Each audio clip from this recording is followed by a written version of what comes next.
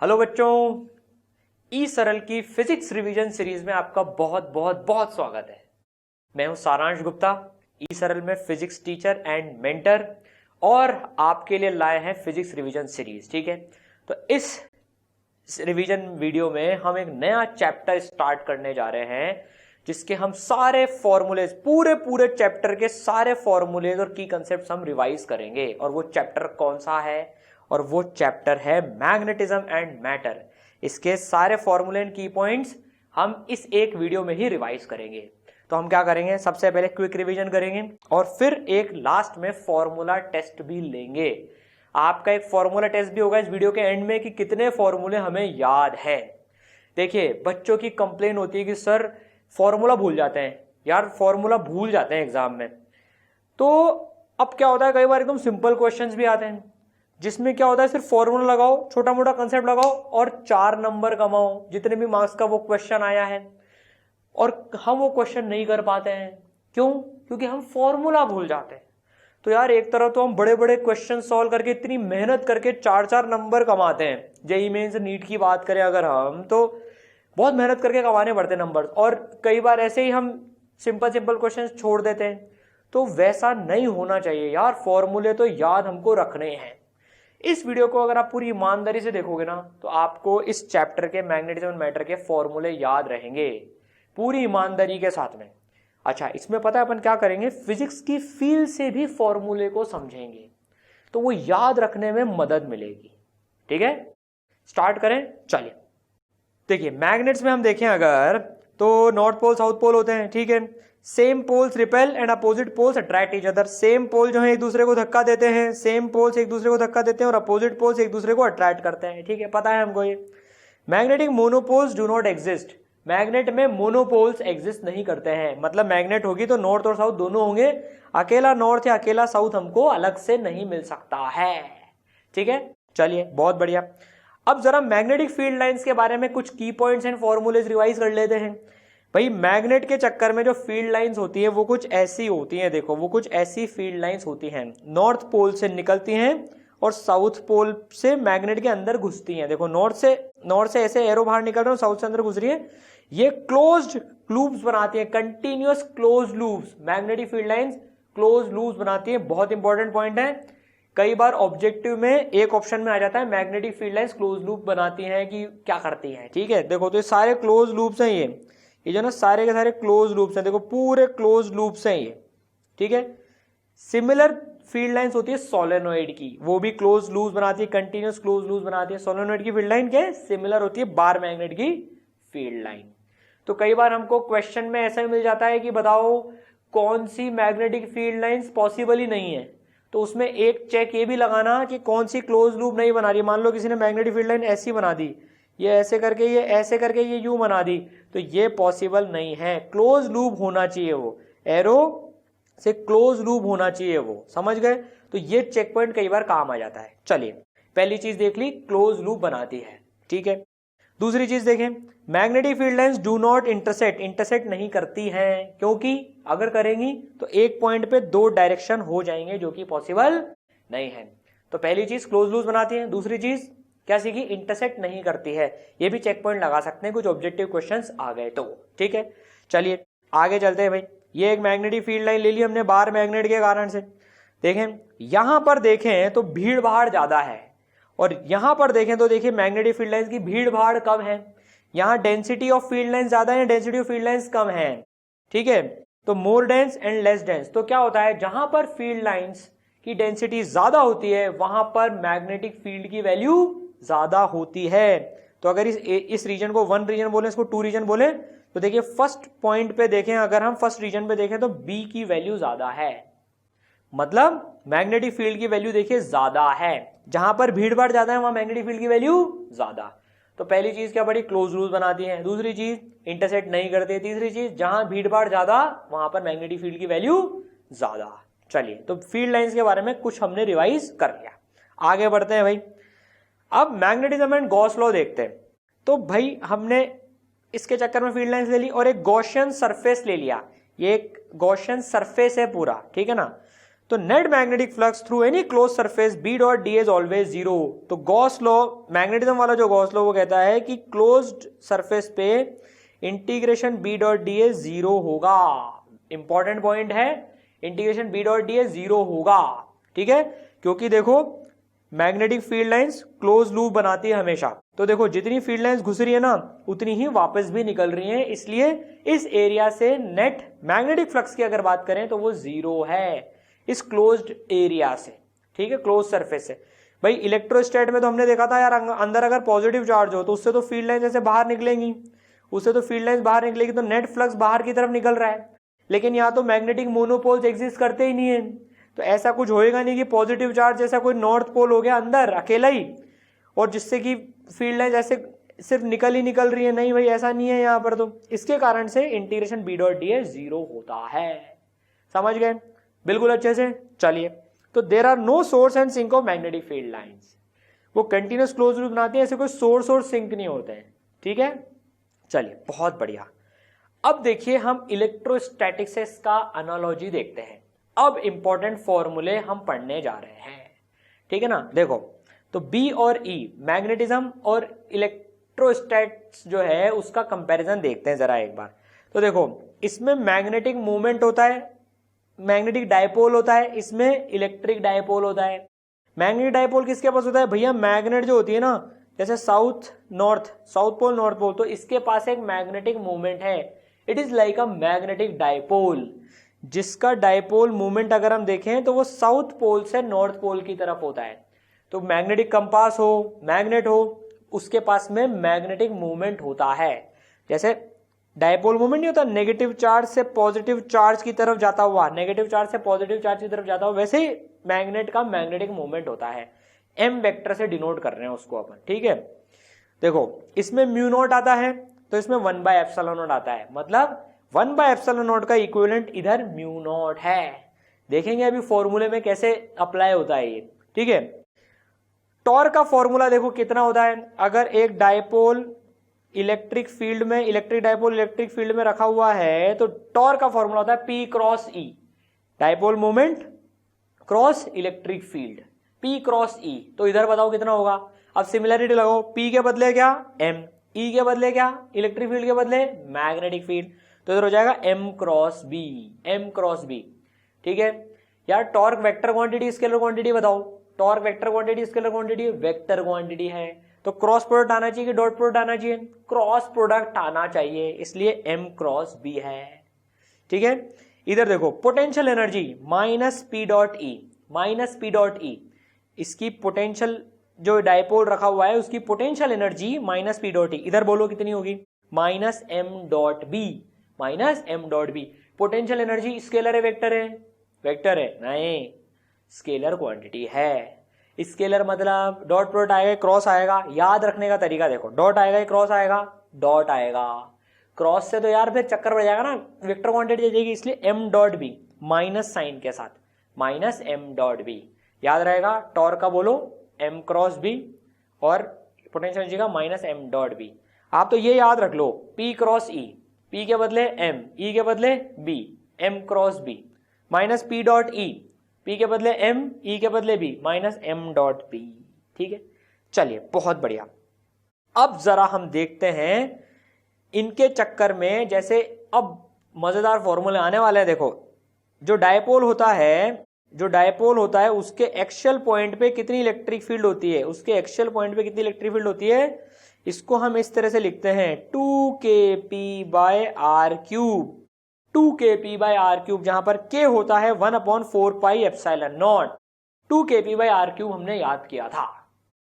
Sir इसमें एक confusion होता है, क्या कंफ्यूजन होता है इसमें, सर r² आता है कि r³ आता है, यार मुझे तो ये कंफ्यूजन होता था, ठीक है। कंसेप्ट वगैरह सब आते हैं, हमने कंसेप्ट से इसको डिराइव विराइव भी कर रखा है हमने, लेकिन यार जब फॉर्मूला लगाने की बारी आती है ना एग्जाम में, जब किताब सामने नहीं होती है तो कंफ्यूजन आता है। हम हमारा कंफ्यूजन दूर कहां से करें, अगल बगल से तो पूछ नहीं सकते हैं, कहां से करोगे कंफ्यूजन दूर, कि नीचे r² है कि r³ है।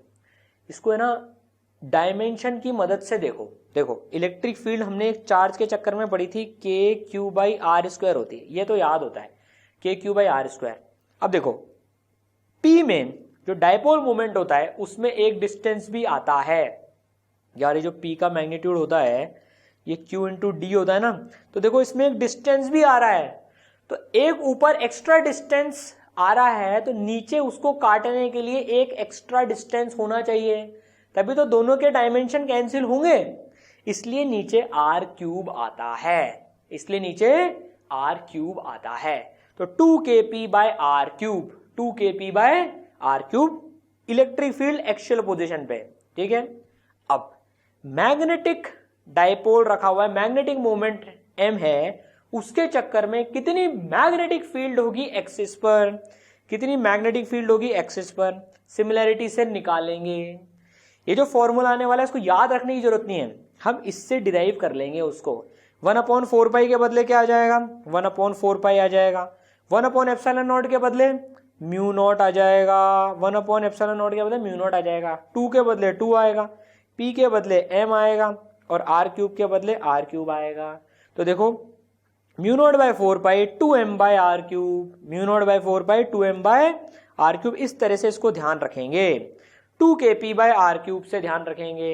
एक ही फॉर्मूला याद रखना है, कौन सा, 2kp by R cube, 2kp by R cube, ठीक है। k की value 1/4 pi epsilon naught, 1/4 pi के बदले 4 पाई, 1 बाय एप्सिलॉन नॉट के बदले म्यू नॉट, 2 के बदले 2, p के बदले m, r क्यूब के बदले r क्यूब। इक्वेटोरियल पोजीशन पे देखो, इक्वेटोरियल पोजीशन पे आता है -kp vector by R cube, -kp vector by R cube. अब इधर बताओ, आप बताओ इधर क्या आएगा, क्या आएगा इक्वेटोरियल पोजीशन पे, बिल्कुल सही, 1 माइनस के बदले माइनस, 1/4 पाई के बदले 4 पाई, 1 बाय एप्सिलॉन नॉट के बदले म्यू नॉट, p के बदले m वेक्टर और r क्यूब के बदले r क्यूब।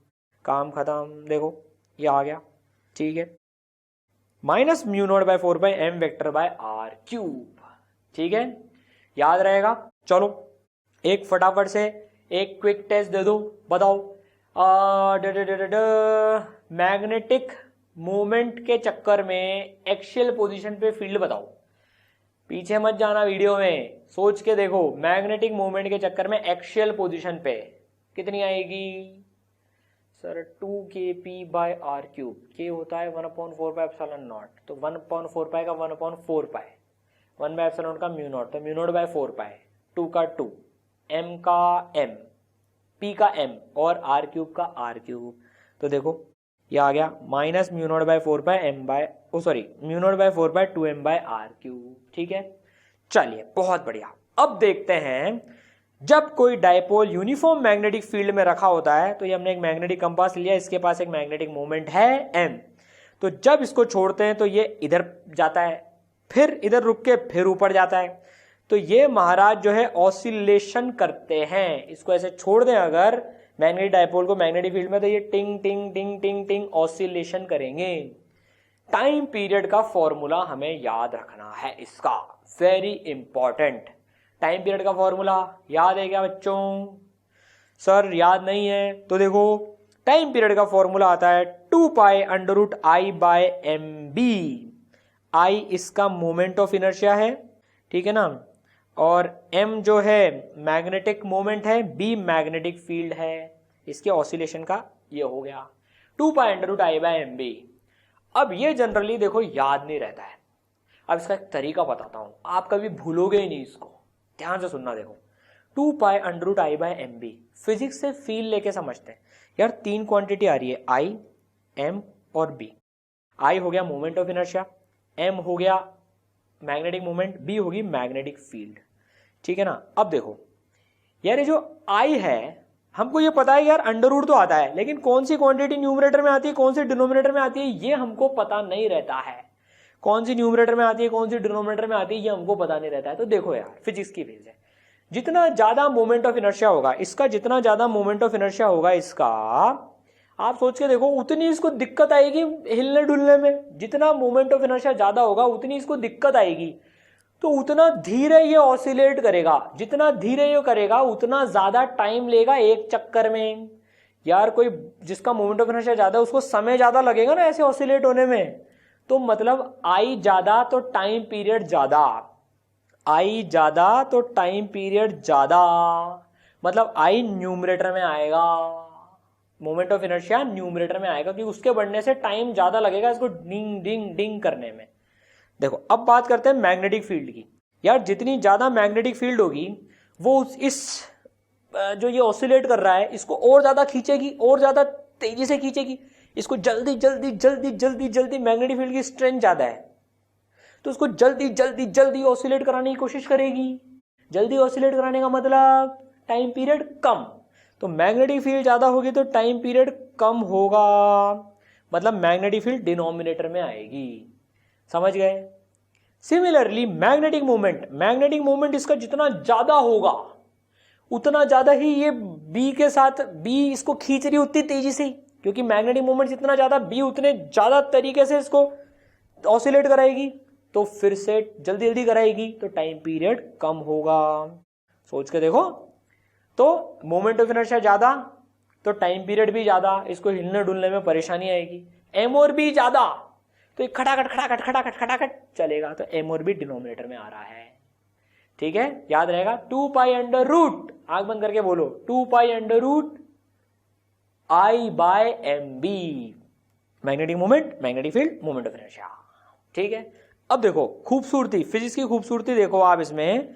जब ये हमने पी को, इलेक्ट्रिक डायपोल को इलेक्ट्रिक फील्ड में ऑसिलेट कराया था तो टाइम पीरियड का फॉर्मूला आया था 2 pi under root I by PE.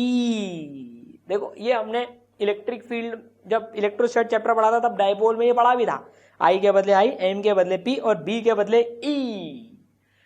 ये तो फिजिक्स की खूबसूरती है, ऐसे तो फिजिक्स से मोहब्बत होती है।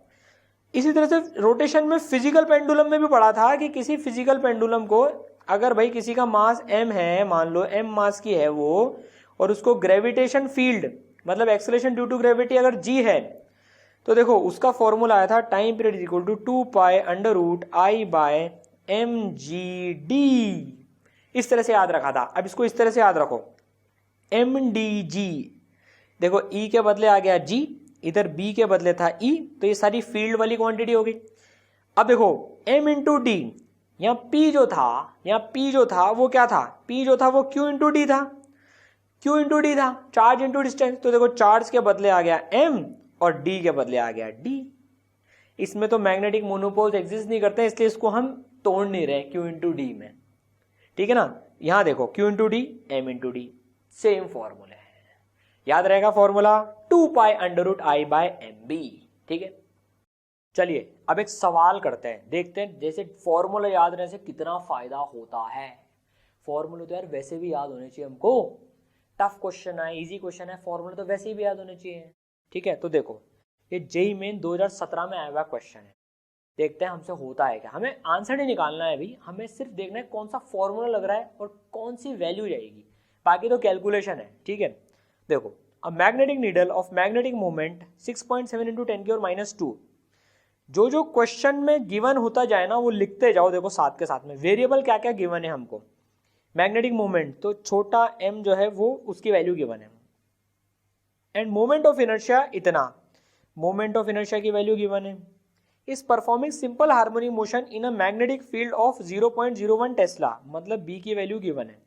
Time taken for 10 complete oscillation is, 10 oscillation का टाइम पूछ रहा है, मतलब 10 इंटू टी की वैल्यू पूछ रहा है। अब आप बताओ सिंपल सा फॉर्मूला लगेगा नहीं लगेगा? जिसको फॉर्मूला याद था वो ये क्वेश्चन एकदम से कर गया होगा, सोच के देखो। और जिसको फॉर्मूला याद नहीं आया होगा उसको पूरा डिराइव करना पड़ा होगा इसमें, और डेरिवेशन आया हो नहीं आया हो किसको पता। हमें फॉर्मूला याद है क्या? बिल्कुल याद है sir, T is equal to 2 pi under root I by M B. I given है, एम गिवन है, बी गिवन है, टी का फॉर्मूला लगा दिया, 10 इंटू टी आ जाएगा, काम खत्म। ठीक है, तो ऐसे जो फॉर्मूला बेस्ड क्वेश्चन होते हैं ना वो हमको नहीं छोड़ने यार, नहीं छोड़ने। ये 4-4 मार्क्स में तो पता नहीं कितनी कितनी रैंक्स ऊपर नीचे हो जाती हैं। ठीक है, चलिए याद रहेगा 2 pi under root I by M B. Sir I ऊपर क्यों? क्योंकि जितना मोमेंट ऑफ इनर्शिया उतना धीरे धीरे धीरे धीरे ये जाएगा। ठीक है, चलो अब जरा जो है मैग्नेटिज्म एंड मैटर जो चैप्टर है उसमें अब अलग अलग मटेरियल के बारे में देखते हैं।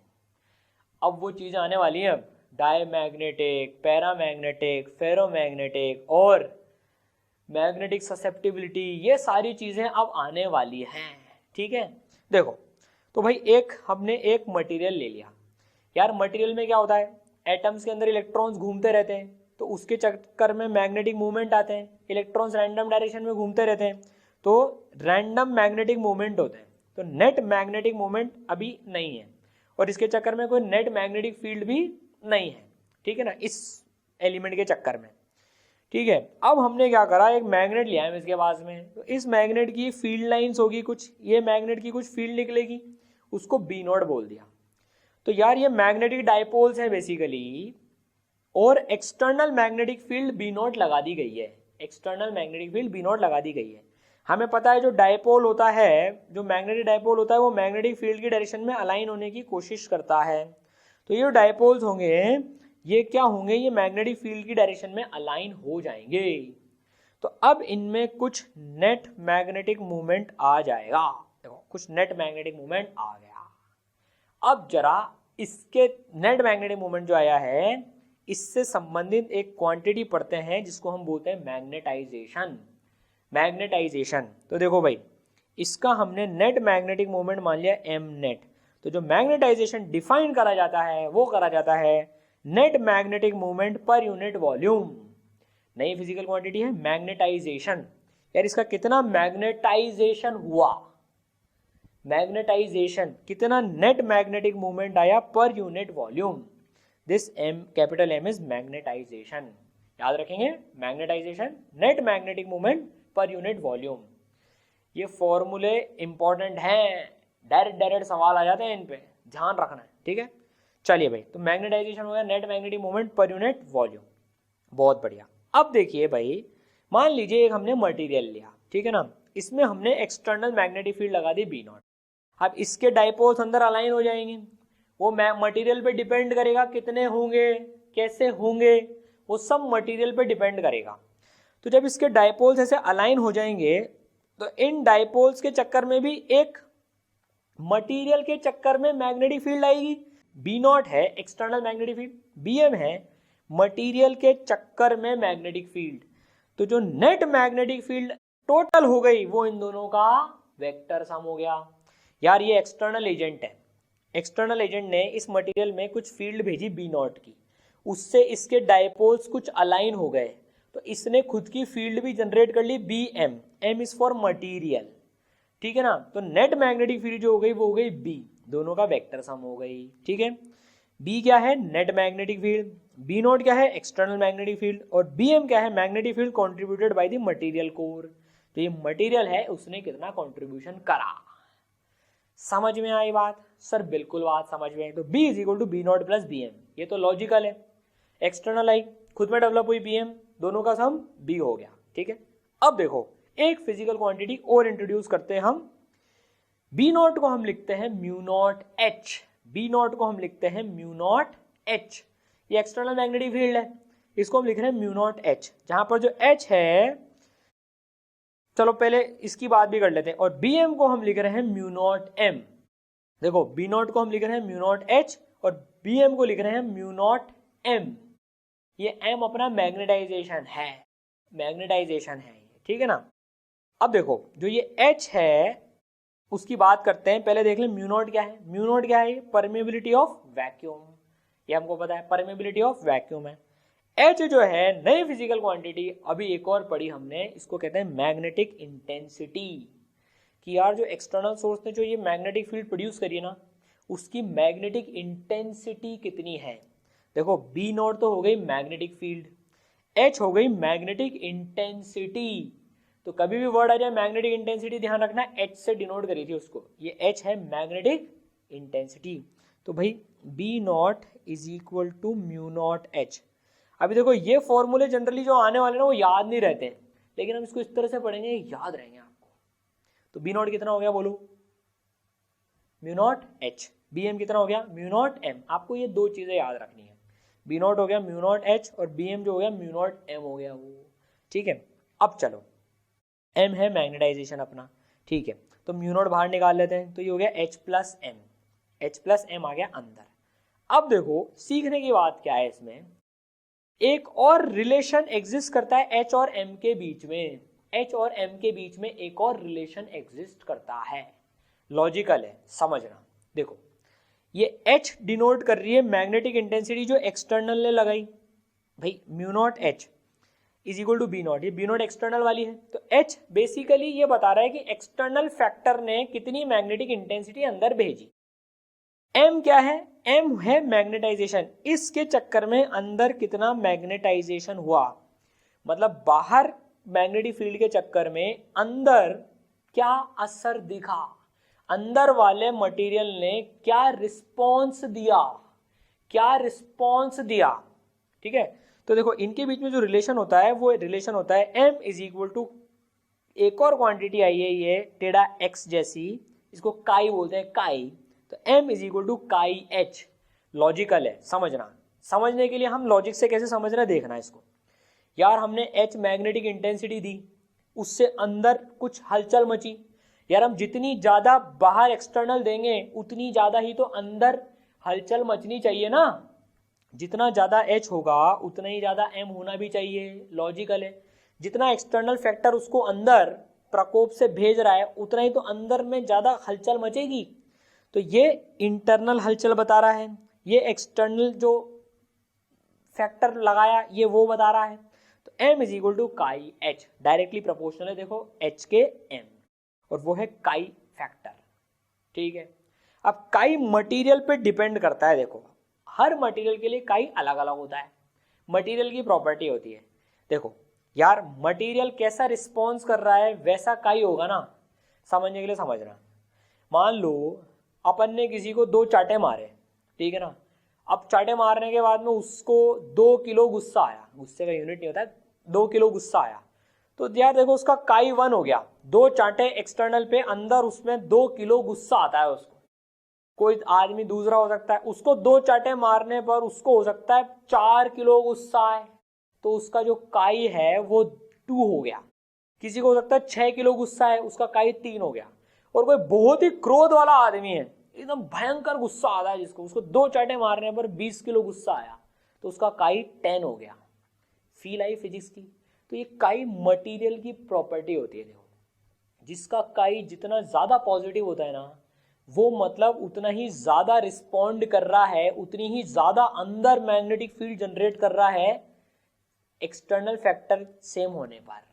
जिसका काई जितना ज्यादा होगा ना, देखो फिजिक्स की फील लो, वो उतनी ही ज्यादा अंदर खुद के मैग्नेटाइजेशन कराएगा, उसकी बीएम की वैल्यू उतनी ही ज्यादा होगी। समझे? तो 2 चीजें याद करी थी हमने, B naught equal to mu naught H, B M equal to mu naught M, M equal to chi H. तो लॉजिक से हमें ध्यान है। ठीक है, अब जरा m की वैल्यू काई एच डाल देते हैं यहाँ पर, तो h बाहर आ जाएगा। अच्छा पहले काई देख लेते हैं। काई बोला जाता है मैग्नेटिक ससेप्टिबिलिटी, मैग्नेटिक ससेप्टिबिलिटी की मटेरियल कितना ससेप्टिबल है।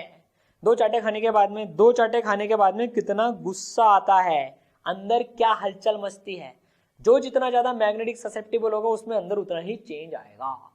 तो मैग्नेटिक ससेप्टिबिलिटी वर्ड भी याद रहेगा, ससेप्टिबल। ससेप्टिबल कितना हूं मैं एक्सटर्नल फैक्टर की, मैग्नेटिक ससेप्टिबिलिटी। ठीक है, चलो बहुत बढ़िया। ठीक है, तो देखो भाई अब जरा इसको सॉल्व कर लेते हैं। h के बदले आ गया ये, m के बदले आ गया काई h, तो ये h भी बाहर आ जाएगा। तो 1 प्लस काई इंटू एच।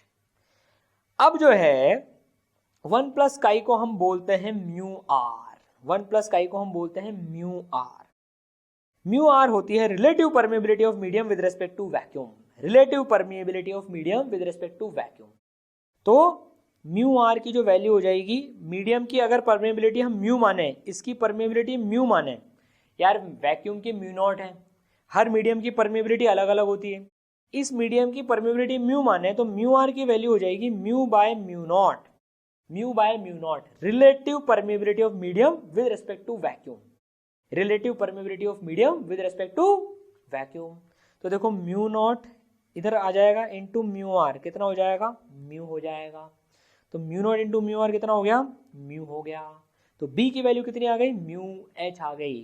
तो देखो ये जो बी आया ना, ये कितना आ गया, म्यू एच आ गया। म्यू एच आ गया, जहां पर जो म्यू है वो mu naught into mu R है। आप इसको इस तरह से याद रखना, ये याद रखने की जरूरत नहीं है, ये याद रखने की जरूरत नहीं है, आप तो ये याद रखना relative permeability is mu by mu naught, and where mu is permeability of medium, mu naught is permeability of vacuum. ठीक है, इधर देखो B naught equal to mu naught H याद रखा था, तो बी का फॉर्मूला क्या आना चाहिए, म्यू इंटू एच। यार जब बी नॉट का म्यू नॉट इंटू एच आ रहा है तो बी का म्यू इंटू एच आ रहा है, याद रहेगा। तो पूरा साइकिल कंप्लीट हो जाना चाहिए। देखो पूरा यहां से चालू करते हुए म्यू एच तक पहुंच गए, मतलब हमने फॉर्मूले सही लिखे हैं। रिवाइज करते हैं, B is equal to B naught plus B M, B naught plus B M, B naught को लिखा mu naught H, B M को लिखा म्यू नॉट एम। ठीक है, एम और एच में रिश्तेदारी है, जितनी ज्यादा मैग्नेटिक इंटेंसिटी उतना ज्यादा मैग्नेटाइजेशन, जितने थप्पड़ उतना ही ज्यादा गुस्सा। ठीक है, और ये मटेरियल पे डिपेंड करती है मैग्नेटिक ससेप्टिबिलिटी। तो फॉर्मूले में रखा तो B equal to mu naught into mu R into H, और म्यू आर की जो वैल्यू है वो 1 प्लस काई भी है, 1 प्लस काई है। ठीक है, तो ये आ गया म्यू इंटू एच के बराबर। ठीक है, अब एक बार आप है ना खुद से कीजिए, खुद से ये फॉर्मूले लिखकर B equal to mu H तक पहुंचिए जरा, एक बार पहुंचिए। शुरुआत कहाँ से करेंगे, B is equal to B naught plus B M. चलिए लिखिए, B इज इक्वल टू, आप लिखते रहिए, आप खुद लिखते रहिए, B is equal to B naught plus B M. दो चीज़ें याद करनी थी हमको, बी नॉट की वैल्यू थी म्यू नॉट एच और बी एम की वैल्यू थी म्यू नॉट एम। और फिर m जो है वो h से रिलेटेड भी था कि यार h जितना ज़्यादा होगा वो एक्सटर्नल फैक्टर को डिनोट कर रहा है, m भी उतना ज़्यादा होगा। ठीक है, तो भाई mu naught H mu naught M, यहाँ तक तो गाड़ी पहुँच गई, यहाँ तक पहुँच गई, m equal to chi H तक। अब जरा m को h के टर्म्स में लिख देंगे, तो भाई ये आ गया सबका, वेरी गुड। 1 प्लस काई को क्या लिख देंगे, म्यू आर होती है relative permeability, into mu not mu दे देगा। तो देखो सही पहुंच गए, बोलो समझ गए सर, अच्छे से समझ गए। ठीक है ना, बिल्कुल अच्छे से। चलो बहुत बढ़िया, याद हो गए फॉर्मूले, याद हो गए, धीरे धीरे याद हो जाएंगे ये। ठीक है ना, इस पार्ट को एक बार फिर से देख लेना अगर आपको ये याद नहीं हो रहे हो तो फॉर्मूले। ठीक है, चलो अब सवाल करके देखते हैं। देखो ये जेईई मेन 2019 में 11 जनवरी शिफ्ट 2 में आया था। ये 2019 से तो शिफ्ट में होने लग गए थे ना पेपर। ठीक है ना, तो अब देखो हम नीट के भी क्वेश्चन लेंगे। ये जेईई मेन और नीट दोनों वाले बच्चों के लिए वीडियोस है। नीट में भी किस किस टाइप के क्वेश्चंस आते हैं डायरेक्ट फॉर्मूला बेस, वो भी आने वाले हैं। ठीक है ना, चलो देखो यार, फॉर्मूला तो जेईई का बच्चा पढ़ रहा है, नीट का बच्चा पढ़ रहा है, दोनों के लिए सेम ही है ना। अलग अलग थोड़ी होंगे कि नीट वालों के लिए फॉर्मूला अलग है, जेईई के लिए अलग है। ठीक है, देखो क्या है ये, क्या तरीका होता है, लिखते जाएंगे क्या क्या गिवन है और देखेंगे कौन सा फॉर्मूला लगेगा।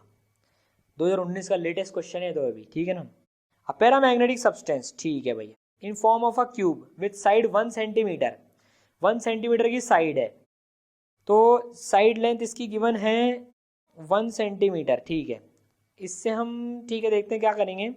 मैग्नेटिक डाइपोल मोमेंट, इसका मैग्नेटिक डाइपोल मोमेंट मतलब m गिवन है, इसका m गिवन है। व्हेन अ मैग्नेटिक इंटेंसिटी मतलब कैपिटल H गिवन है। इट्स मैग्नेटिक ससेप्टिबिलिटी पूछा जा रहा है, मैग्नेटिक ससेप्टिबिलिटी पूछा जा रहा है। देखो तो यार कोई फॉर्मूला है क्या जो H और ये काई को रिलेट करता हो मैग्नेटिक ससेप्टिबिलिटी को। इस तरह से लिख लिया करो वेरिएबल्स, अपने आप दिमाग चलता है सर, बिल्कुल है। कैपिटल M जो होता है वो काई इंटू एच होता है, लेकिन सर कैपिटल M तो गिवन नहीं है। कैपिटल M होता है मैग्नेटाइजेशन, मैग्नेटिक मोमेंट के टर्म्स में बिल्कुल पता है सर, कैपिटल M जो होता है वो छोटा m अपॉन वॉल्यूम होता है। तो बस यहाँ लिख दो छोटा m upon volume. Sir volume कैसे निकालेंगे, क्यूब की पता है, वो भी L क्यूब आ जाएगी, इज इक्वल टू काई इंटू एच। तो देखो काई की वैल्यू कितनी आ गई, छोटा m upon v into H. बोलो तीनों चीजें गिवन है क्या, गिवन है।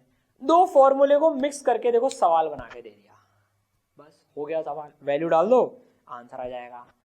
ये ध्यान रखना सेंटीमीटर में ये, तो पहले इसको मीटर में कन्वर्ट कर लेना, यूनिट कन्वर्जन का ध्यान रखना। समझ गए। देखो इस तरीके से जो है ना डायरेक्ट फॉर्मूले लगाने पर ऐसे सवाल आ जाते हैं। अभी हम एक क्विक फॉर्मूला टेस्ट करने वाले हैं, देखते हैं कितने फॉर्मूले आपको याद रहे। ठीक है, तैयार? चलिए क्विक फॉर्मूला टेस्ट। सबसे पहले टॉर्क का फॉर्मूला बताइए। टॉर्क का क्या फॉर्मूला होता है? क्या होता है? कितने लोगों का एम क्रॉस बी आया? बिल्कुल सही, टॉर्क का formula M vector cross B vector. ठीक है, चलिए पोटेंशियल एनर्जी का फॉर्मूला बताइए। पोटेंशियल एनर्जी का स्केलर क्वांटिटी है तो डॉट प्रोडक्ट होगा माइनस एम डॉट बी। बिल्कुल सही है। चलिए एक्सियल पोजीशन पे मैग्नेटिक मूवमेंट के चक्कर में मैग्नेटिक फील्ड बताइए कितना होता है। एक्सियल पोजीशन हम कैसे याद रखते हैं? हम याद रखते हैं 2kp/r³। के का मतलब हुआ 1/4πε0।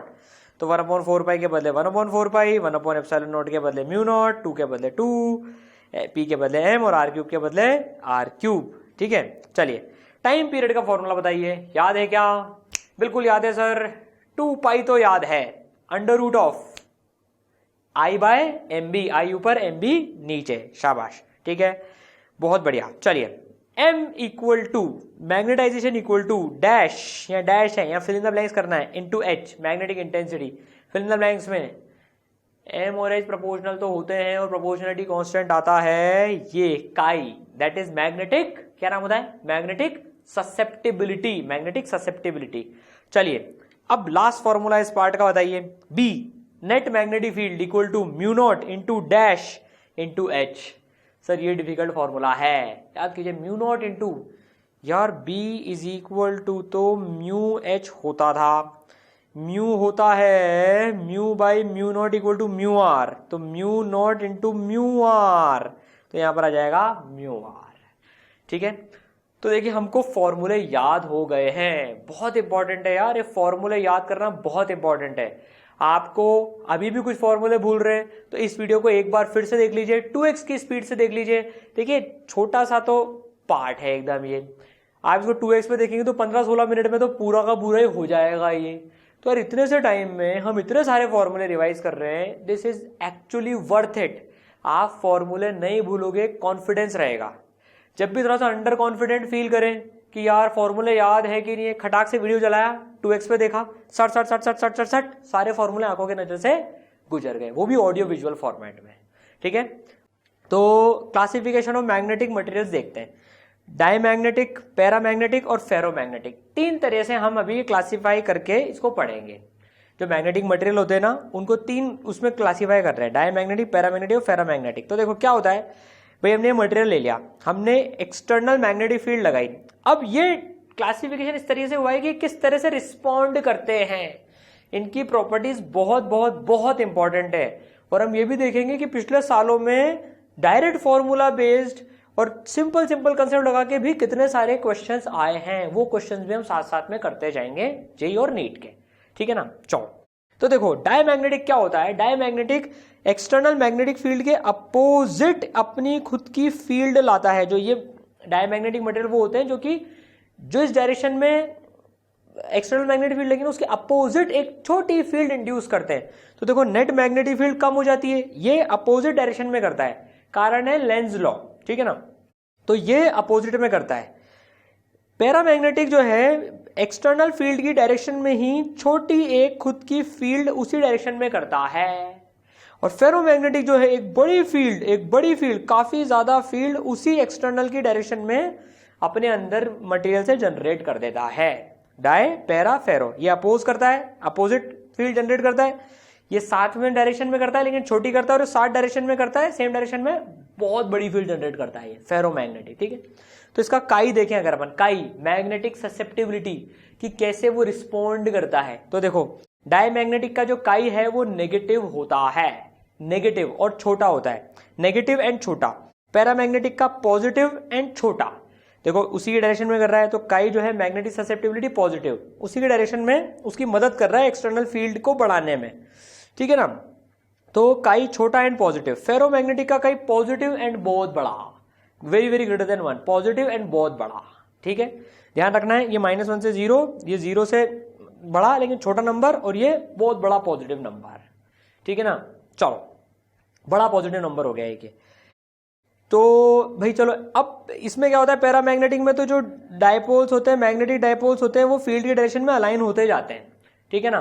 फेरोमैग्नेटिक का काई इतना बड़ा क्या होता है वो देखते हैं। देखो समझते हैं, फेरोमैग्नेटिक में क्या होता है, ऐसे डोमेन स्ट्रक्चर होते हैं, ग्रुप्स बने होते हैं। ये हम रिवाइज कर रहे हैं, पूरा हम पढ़ चुके हैं, या आपका इसका पूरा लेक्चर आपको देखना होना तो आप ईसरल ऐप डाउनलोड कर लें, उसमें बहुत डिटेल में समझाया हुआ है। अभी तो क्विकली फॉर्मूला रिवाइज कर रहे हैं। तो देखो डोमेन स्ट्रक्चर होते हैं, क्या होता है जब एक्सटर्नल फील्ड आती है ना, तो ये सारे ग्रुप बाई ग्रुप में कन्वर्ट मारते हैं, एक साथ एक ग्रुप कन्वर्ट होता है, एक एक करके कन्वर्ट नहीं मारना होता है, ग्रुप के ग्रुप कन्वर्ट होते हैं, इसलिए इसका काई बहुत बड़ा होता है, domain structure. This is because domain structure होता है। तो देखो ये कन्वर्ट हो गया ग्रुप, ये इसकी डायरेक्शन में हो गया, फिर ये इसकी डायरेक्शन में हो गया, फिर ये इसकी डायरेक्शन में हो गया, फिर इसकी डायरेक्शन में हो गया, तो ग्रुप के ग्रुप कन्वर्ट होते हैं, डोमेन स्ट्रक्चर होता है इसमें, ठीक है। चलिए अब जरा इनकी प्रॉपर्टीज को धड़ाधड़ हम रिवाइज कर लेते हैं। काई डायमैग्नेटिक के लिए बोलो, नेगेटिव के पॉजिटिव, नेगेटिव, छोटा की बड़ा, छोटा, छोटा नेगेटिव। पैरा के लिए बोलो पॉजिटिव एंड छोटा, फेरो के लिए बोलो पॉजिटिव एंड बड़ा, ठीक है। म्यू आर की वैल्यू बोले, अब देखो जो म्यू आर होता है वो 1 प्लस काई होता है, 1 प्लस काई होता है, रिलेटिव परमिएबिलिटी। यार एग्जाम में ना इस पे भी क्वेश्चन पूछे जाते हैं, म्यू आर, इनका म्यू आर किस रेंज में है, क्या है। तो देखो इनमें में +1 जोड़ देंगे तो म्यू आर डायमैग्नेटिक का 0 से लेकर 1 तक, पैरामैग्नेटिक का 1 से थोड़ा सा बड़ा पॉजिटिव, और फेरोमैग्नेटिक का बहुत बड़ा, ठीक है। म्यू की वैल्यू देखें, अब म्यू क्या होता है, म्यू होता है म्यू बाय म्यू नॉट होता है म्यू आर। तो म्यू आर के हिसाब से देखें तो जो म्यू है देखो इसमें छोटा होता है, डायमैग्नेटिक का जो म्यू होता है वो म्यू नॉट से छोटा होता है, म्यू नॉट से छोटा होता है, ठीक है ना।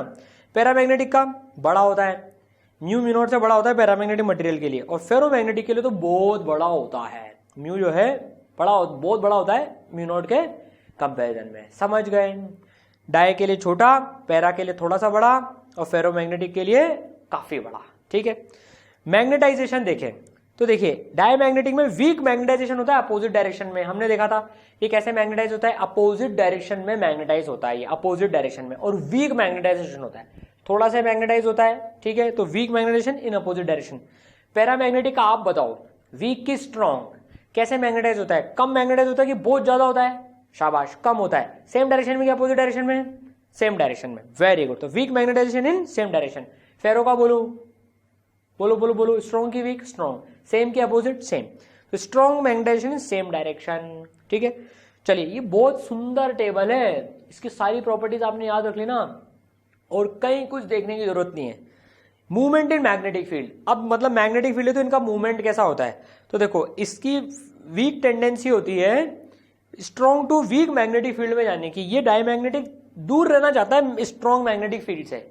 यार इसके अंदर तो अपोजिशन बगावत चल रही है, अपोजिट में इंड्यूस कर रहा है ये तो ये स्ट्रॉन्ग से वीक की तरफ भागता है, स्ट्रॉन्ग से वीक की तरफ भागता है, और इसकी टेंडेंसी कमजोर टेंडेंसी से भागता है ये। पैरामैग्नेटिक वीक टेंडेंसी होती है वीक से स्ट्रॉन्ग मैग्नेटिक फील्ड में जाने की, ये चाहता है कि हाँ मैं स्ट्रॉन्ग मैग्नेटिक फील्ड की तरफ जाऊं। अब फेरो बताओ आप, फेरो की तो स्ट्रॉन्ग टेंडेंसी होती है वीक से स्ट्रॉन्ग मैग्नेटिक फील्ड में जाने की, वीक से स्ट्रॉन्ग मैग्नेटिक फील्ड की तरफ भागता है फेरो, और स्ट्रॉन्ग टेंडेंसी से। मैग्नेट अगर इन सबके पास में लिया है तो इसका वीक रिपल्शन होगा, डायमैग्नेटिक खुद को रिपेल करेगा यार, क्योंकि वो तो अपोज कर रहा है फील्ड को, तो वो रिपल्शन करता है लेकिन वीक रिपल्शन। पैरामैग्नेटिक में आप बताओ, वीक की स्ट्रॉन्ग वीक, अट्रैक्शन की रिपल्शन अट्रैक्शन, ये वीक अट्रैक्शन करता है यार, ये उसी की डायरेक्शन में इंड्यूस करी इसने, ये चाहता है कि मैं मैग्नेट को अपने पास खींच लूं, ठीक है ना, और इसका होगा स्ट्रॉन्ग अट्रैक्शन, ठीक है। एक बार जेईई में एक सवाल आया था कि डायमैग्नेटिक के पास में साउथ पोल लाइन या इस तरह से उल्टा लाइन, दोनों केस में बताओ क्या होगा, रिपल्शन ही होगा। किसी भी तरह से मैग्नेट लिया हो इसका वीक रिपल्शन ही होगा, यहां भी रिपल्शन होगा और यहां भी जो है रिपल्शन होगा, एक बार ऐसा सवाल आ चुका है, ठीक है। चलिए और प्रॉपर्टी देखें, एग्जाम्पल देखते हैं, इसके कुछ एग्जाम्पल लिखे हुए हैं यहाँ पर, इसके एग्जाम्पल, इसके एग्जाम्पल। फेरोमैग्नेटिक देखें तो आयरन, कोबाल्ट, निकल, जीडी, ठीक है, इसके Al, Na, Ca, O2, ये इनके एग्जाम्पल्स हैं। मैग्नेटिक फील्ड लाइंस, ये भी इंपॉर्टेंट है। देखो इसको हम गैस भी कर सकते हैं, डायमैग्नेटिक में क्या होता है, वो अपोज करता है, नेट मैग्नेटिक फील्ड को कम कर देता है, तो इसके अंदर देखो फील्ड लाइंस कम हो जाती हैं, इसमें से दूर दूर हो जाती है फील्ड लाइंस, यहां पर मैग्नेटिक फील्ड स्ट्रेंथ कम हो गई इसके अंदर। पैरा में गैस करो क्या होगा, वो तो सेम डायरेक्शन में फील्ड इंड्यूस करता है, तो थोड़ी करता है तो थोड़ी ज्यादा हो जाएंगी, अंदर पास पास हो जाएंगी। यार हमने पढ़ा था ना, दूर दूर होती है मतलब मैग्नेटिक फील्ड कम, पास पास होती है मतलब मैग्नेटिक फील्ड ज्यादा। फेरो में बताओ आप, फेरो में क्या होगा, बोलो। बहुत बढ़िया, फेरो में बहुत ज्यादा फील्ड लाइंस होती है अंदर। ठीक है, चलिए बहुत बढ़िया। अब देखिए कुछ क्वेश्चन धड़ाधड़ उड़ाते हैं अपन, देखते हैं। देखो ये तो फॉर्मूले की इंपॉर्टेंस होती है यार। अब आपको रियलाइज होगा कि देखो यार, ये इनके छोटे छोटे फॉर्मूले, छोटे छोटे की पॉइंट्स याद होते हैं ना, तो ये क्वेश्चंस सटासट क्रैक हो जाते हैं। फिर 4-4 नंबर के क्वेश्चंस आते हैं यार, ये बहुत अहमियत रखते हैं 4 नंबर। तो ये फॉर्मूले और की पॉइंट्स हम याद करके जाएं तो एकदम आसान हलवा नंबर है यार ये तो। ठीक है, चलो अब धड़ाधड़ करते जाओ। नीट 2016 में आया हुआ क्वेश्चन है, मैग्नेटिक ससेप्टिबिलिटी काई इज नेगेटिव फॉर, किसके लिए नेगेटिव होती है, डायमैग्नेटिक के लिए। ऑसम, बिल्कुल सही है। दूसरा सवाल देखें, magnetic permeability is maximum for, magnetic permeability mu सबसे ज्यादा किसके लिए होता है, डाया, पैरा, फेरो, ये सबके लिए सबसे ज्यादा किसके लिए होता है, फेरोमैग्नेटिक के लिए होता है। म्यू सबसे ज्यादा पता है हमको। ठीक है, अ diamagnetic material in magnetic field moves, ये APMT जो अब नीट हो चुका है, ये 2003 में आया हुआ सवाल है ये। डायमैग्नेटिक मटेरियल बोलो किधर से किधर जाता है, strong to weak part of field, weak to strong part of field, perpendicular to field, in none of the above direction. Weak to strong, sorry strong to weak part, diamagnetic है, diamagnetic, ये दूर भागना चाहता है, strong से week भागना चाहता है। ये सटासट क्वेश्चन होंगे, देखो आप। हाँ भाई, क्या क्वेश्चन है, there are 4 light weight rod sample ABCD separated by threads. ठीक है, 4 सैंपल है ABCD के। A bar magnet is slowly brought near each sample and the following observations are noted. Bar magnet लेके आते हैं तो A is feebly repelled, 4 sample के पास में बार मैग्नेट लेके आ रहे हैं। A का ऑब्जर्वेशन क्या है कि वो फीबली मतलब वीकली रिपेल हुआ, B वीकली अट्रैक्ट हुआ, C स्ट्रांगली अट्रैक्ट हुआ, D अनअफेक्टेड रहा। ऑप्शंस, B पैरामैग्नेटिक है, C डायमैग्नेटिक है, D फेरोमैग्नेटिक है, A नॉन मैग्नेटिक मटेरियल है। तो यार इसमें तो सिंगल करेक्टर ही है। ठीक है, हम तो चारों ही देख लेते हैं, देखो क्या क्या होंगे इसमें। A फीबली रिपेल्ड, रिपल्शन हो रहा है मैग्नेटिक लाने के पास में, तो A कौन है भैया, डाय है। B वीकली अट्रैक्टेड, अट्रैक्शन हो रहा है वीक, तो ये पैरा हो गया। C स्ट्रांगली अट्रैक्टेड, तो ये फेरोमैग्नेटिक हो गया। और D रिमेन्स अनअफेक्टेड, तो ये तो नॉन मैग्नेटिक मटेरियल हो गया। तो ये तो नॉन मैग्नेटिक मटेरियल हो गया। अब देख लो, बी पैरा है क्या, यस बी पैरा है, सही आंसर है। सी डायमैग्नेटिक, नहीं। डी फेरोमैग्नेटिक, नहीं। ए नॉन मैग्नेटिक, नहीं। तो इसका आंसर 1 हो गया। हो रहा ना सटासट क्वेश्चंस। चलो बहुत बढ़िया। अब कुछ और इंटरेस्टिंग चीजें देखते हैं, डायमैग्नेटिक के बारे में देखते हैं। Super conductors cool to very low temperature show both perfect conductivity and perfect diamagnetism. इनका काई -1 हो जाता है, इनका म्यूआर 0 हो जाता है बेसिकली, इसे मीजनर इफेक्ट कहते हैं। तो ये एक एक्सक्लूसिव मतलब एक इंफॉर्मेशन टाइप है। मीजनर इफेक्ट होता है एक कि सुपर कंडक्टर्स जो कि बहुत कम टेम्परेचर पे कूल कर दिए जाएं तो वो परफेक्ट कंडक्टर्स बन जाते हैं और परफेक्टली डायमैग्नेटिक हो जाते हैं। उनके अंदर कोई फील्ड लाइन फिर अंदर नहीं घुस पाती, सब बाहर से जाती है उसमें। ठीक है, तो काई की वैल्यू -1 हो जाती है सुपर कंडक्टर्स बहुत लो टेम्परेचर पे, इसे मीजनर इफेक्ट बोलते हैं। ध्यान रखने वाली चीज है। ठीक है, अब देखिए एक और इंटरेस्टिंग चीज देखते हैं अपन पैरामैग्नेटिक मटेरियल के लिए, इस पे भी क्वेश्चंस आते हैं। Magnetization of paramagnetic material is inversely proportional to the absolute temperature. जो मैग्नेटाइजेशन होता है वो इनवर्सली प्रोपोर्शनल होता है एब्सोल्यूट टेम्परेचर के। ठीक है ना, तो देखो magnetization is equal to C B0/T। तो अगर हम बात करें magnetisation inversely proportional to 1/T, इसको सॉल्व कर लेंगे तो काई, इंपॉर्टेंट बात इसमें समझने की है, chi is equal to C μ0/T। C μ0/T समझने की बात क्या है, chi is inversely proportional to absolute temperature. Absolute temperature मतलब केल्विन में, chi is inversely proportional to absolute temperature. ये क्यूरीज लॉ कहलाता है और C क्यूरीज कांस्टेंट कहलाता है। इस पे कई बार क्वेश्चन आ चुके हैं। Chi is inversely proportional to absolute temperature for paramagnetic, ध्यान रखना है हमको ये। ठीक है, इसमें ऐसा क्यों होता है वो समझ लेते हैं भाई। इसमें ऐसा होता है कि यार देखो ये डायपोल्स हैं, अब आपने टेम्परेचर ज्यादा बढ़ा दिया, टेम्परेचर ज्यादा बढ़ा दे तो ज्यादा तेज तेज तेज तेज हिलडुल करेंगे, टेम्परेचर बढ़ाने से तेज तेज तेज हिलडुल करेंगे। तो जो एक्सटर्नल मैग्नेटिक फील्ड है उसको अलाइन करने में थोड़ी दिक्कत आएगी ना। लॉजिक से समझो, टेम्परेचर बढ़ा दिया, सट सट सट सट सट सट सट करने लग गए, तो किसी को अपनी लाइन में लाने में तकलीफ ज्यादा आएगी तो कम मैग्नेटाइज हो पाएगा। जैसे जैसे टेम्परेचर बढ़ेगा हम मैग्नेटाइज कम कर पाएंगे उसको, इसलिए इनवर्सली प्रोपोर्शनल है। ठीक है, एक और इंटरेस्टिंग चीज, beyond saturation value ms at which point all dipoles are perfectly aligned with the field, Curie law is no longer valid. यार जब एक बार सोच के देखो, जब सारे के सारे अलाइन हो गए, जब सारे के सारे अलाइन हो गए तो टेम्परेचर घटा भी देंगे, तो टेम्परेचर घटा भी देंगे तो मैग्नेटाइजेशन बढ़ेगा तो री। यार सारे के सारे अलाइन हो गए, मान लो ये इस तरह से कहने की बात हो गई कि हमारी मेहनत is number is proportional to the number of questions which we correct. Paper में 100 क्वेश्चन आ रहे हैं, हमारी मेहनत के प्रोपोर्शन है कि हम कितने क्वेश्चन सही करते हैं। मान लो यार जब हमने 100 के 100, ये लॉ है, जितनी मेहनत करोगे उतने ज्यादा क्वेश्चन सही होंगे। यार अगर मान लो हमने 100 के 100 ही सही कर दिए, सैचुरेशन वैल्यू पे आ गए, फिर ये लॉ होल्ड ही नहीं करेगा, क्योंकि और ज्यादा मेहनत करके भी 100 से ज्यादा करेक्ट कर नहीं सकते अपन। उसी तरह से जब सारे के सारे डायपोल अलाइंड हैं, उसके बाद में ये क्यूरी लॉ होल्ड नहीं करता है, ये ध्यान रखना है। Chi is inversely proportional to absolute temperature, saturation value के बाद ये होल्ड नहीं करता है। ठीक है, चलिए बहुत बढ़िया। फेरोमैग्नेटिक के लिए देखते हैं, at high enough temperature a ferromagnet becomes a paramagnet. Important, देखो ये फेरोमैग्नेटिक मटेरियल है ये, ठीक है ना, और ये पैरामैग्नेटिक मटेरियल। तो क्या होता है, जब फेरो का टेम्परेचर बढ़ाते हैं ना, तो इसके अंदर का डोमेन स्ट्रक्चर टूट जाता है, इसके अंदर का डोमेन स्ट्रक्चर टूट जाता है, तहस नहस हो जाता है, तो ये पैरा में कन्वर्ट हो जाता है। अब सब अलग अलग तरीके से अलाइंड है, ग्रुपिज्म नहीं है अभी। ठीक है, this temperature of transition from ferro to para is called Curie temperature. जिस पे ये ट्रांजिशन होता है उसे क्यूरी टेम्परेचर बोलते हैं, क्यूरी टेम्परेचर। एग्जांपल, जैसे आयरन के लिए 1043 केल्विन होता है, निकल के लिए 631 केल्विन होता है। तो फेरो आयरन जो है 1043 के बाद पैरामैग्नेटिक की तरह से बिहेव करता है। जब पैरामैग्नेटिक तरह से बिहेव कर रहा है तो फिर क्यूरी लॉ होल्ड करता है पैरामैग्नेटिक बनने के बाद में।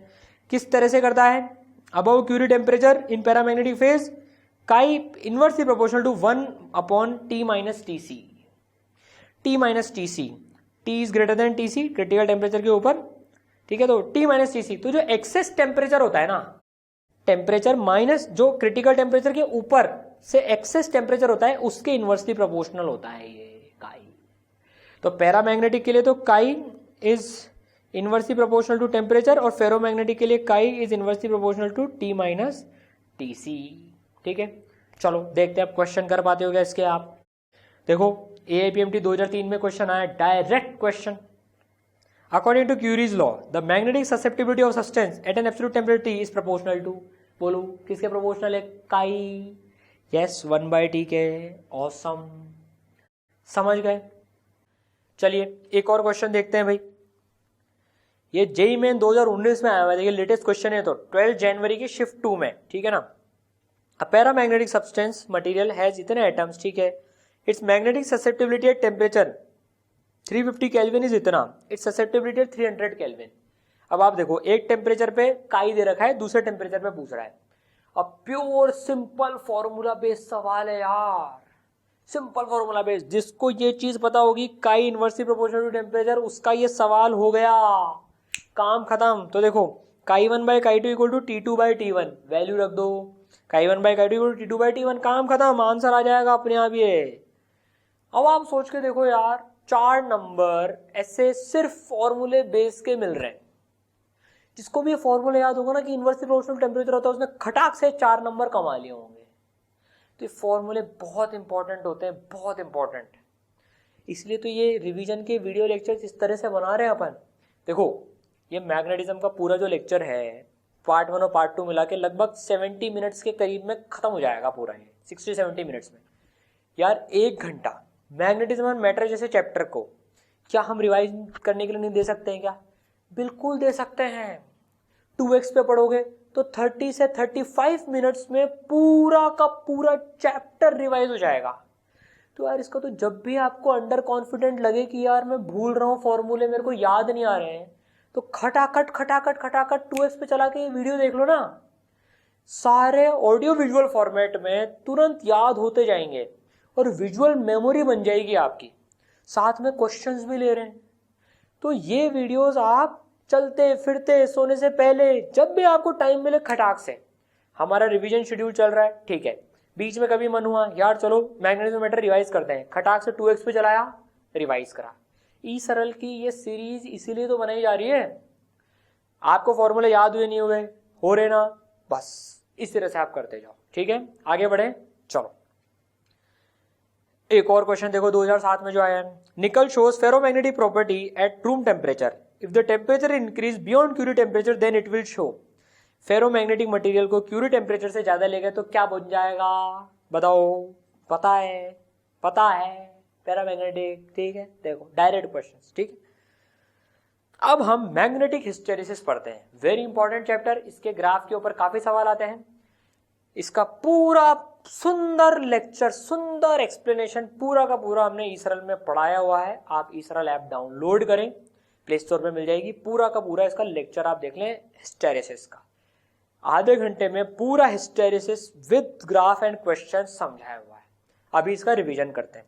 ठीक है, हमने इसमें देखिए एक मटेरियल में सोलेनोइड लपेट दी, सोलेनोइड जो है अपनी इंटरनल सोलेनोइड जो फील्ड बनाएगी B0, वो इस मटेरियल के लिए एक्सटर्नल फील्ड का काम करेगी। फिर ये अंदर से ये अपने डाइपोल्स अलाइन करेगा मटेरियल और अपनी खुद की ये एक फील्ड BM जनरेट करेगा।